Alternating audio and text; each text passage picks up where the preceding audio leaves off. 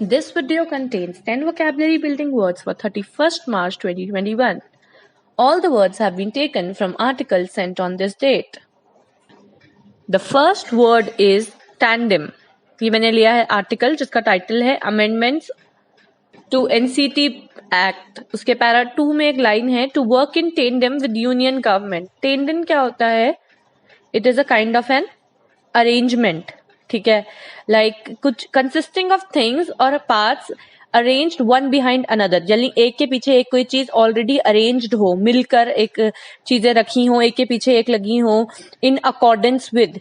So that would be tandem. The second word is delineation. ये भी मैंने same article से लिया है, अमेंडमेंट्स टू एनसीटी एक्ट. इसके पैरा 4 में एक लाइन है delineation of roles and responsibility. Delineation is description. ठीक है, डिपिक्शन, पोर्ट्रे करना किसी चीज के बारे में, किसी चीज की आउटलाइंस देना, वर्णन करना, किसी चीज को प्रस्तुत करना, that is delineation. The third word is stipulating. ये मैंने सेमी आर्टिकल से लिया है, अमेंडमेंट्स टू एनसीटी एक्ट. उसके पैरा 6 में एक वर्ड है stipulating a maximum time limit. Stipulating का मतलब होता है it is a specific specification, a condition, a premise. ठीक है, it is kind of a requirement. Like मैंने कुछ बताया हो कि आपको मुझे पहले से कुछ चीज चाहिए, then when I am doing something I want that thing, so that is a pre discussed requirement. So that is stipulating. जैसे किसी चीज की व्यवस्था करना, किसी चीज का शर्त लगाना. The next word is subservient. ये मैंने लिया है आर्टिकल जिसका टाइटल है Indian education system must stop chasing learning outcomes. इसके पैरा 2 में एक लाइन है subservient to the printed text. Subservient का मतलब होता है it is slavish, it is submissive, यानी वो उसके अधीन है. ठीक है, किसी चीज के. सो दैट इज सबसर्विएंट. ठीक है, कंप्लायंट है, ओबीडियंट है किसी अथॉरिटी को. ठीक है, so that is subservient. The fifth word is contingent. ये भी मैंने लिया है article Indian education system must stop chasing learning outcomes. उसके पैरा 6 में एक लाइन है contingent on children's performance.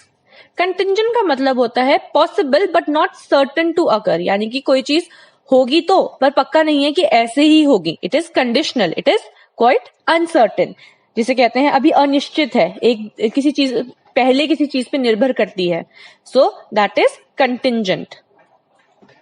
Next word is warning, sorry waning. ठीक है, सो ये मैंने लिया है आर्टिकल जिसका टाइटल है remoteness is no hindrance to academic excellence. इसके पैरा 15 में एक लाइन है a waning fantasy. Waning is fading away. ठीक है, डिक्रीज हो रही है, कम हो रही है, लेस हो रही है. So that is waning. कोई चीज घट रही है. ठीक है, so that is waning. Next word is repercussions. ये मैंने लिया है आर्टिकल जिसका टाइटल है गुड नेबर्स. उसके पैरा 2 में एक लाइन है विल हैव रिप्रकशंस इन बांग्लादेश. रिप्रकशंस क्या होते हैं? कॉन्सिक्वेंस, किसी चीज का इफेक्ट, प्रतिघात, आउटकम किसी चीज का, रिजल्ट.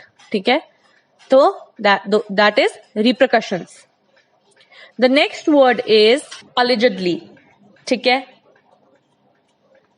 ये मैंने लिया है article US reports flags curbs on Indian media. इसके पैरा 3 में एक लाइन है allegedly pressured. allegedly मतलब क्या होता है? something that is doubtful or suspectable, something that is questionable, that is allegedly.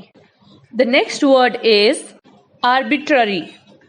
ये मैंने लिया है article US reports flags curbs on Indian media. उसके पैरा 7 में एक लाइन है आर्बिट्ररी डेप्रिवेशंस ऑफ लाइफ. आर्बिट्ररी का मतलब होता है something that is based on और सब्जेक्ट टू इंडिविजुअल डिस्क्रिशन. यानी कि अपनी इच्छा से, अपनी मर्जी से, ठीक है, कोई कुछ करता है, that is arbitrary. The 10th and the last word is gleam. ये मैंने लिया है आर्टिकल जिसका टाइटल है India does not shine when only some gleam. ये मैंने टाइटल से ही लिया है वर्ड. ग्लीम का मतलब होता है ग्लिटर, कोई चीज शाइन, जैसे कि किसी चीज का चमकना, जगमगाना, जिसी चीज से रोशनी आ रही हो. ठीक है, रेडिएट कर रही हो कोई चीज, शिमर हो. सो दैट इज ग्लीम.